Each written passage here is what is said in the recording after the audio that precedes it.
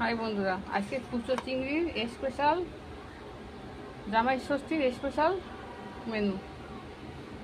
কিশমিশ, আলু, কাজু বাদাম, চিংড়ি মাছ, পেঁয়াজ, টমেটো, এখানে ফোড়ন দিয়েছি জিরে আর দারচিনি। আজকে কুচো চিংড়ির স্পেশাল মেনু করছি। দেখুন, কুচো চিংড়ি জামাই ষষ্ঠীর স্পেশাল মেনু।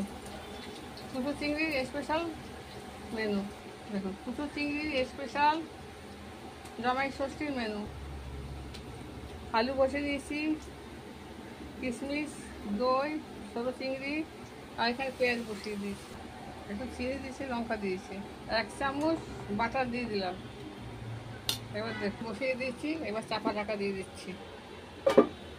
এই দেখুন, ঢাকনা খুলে দিয়েছি, এখন নেড়ে দিই, পরে দেখাবো। এই দেখুন এতটাই হয়েছে। এরপর আমাকে একটু মাখন দিয়ে দিলাম।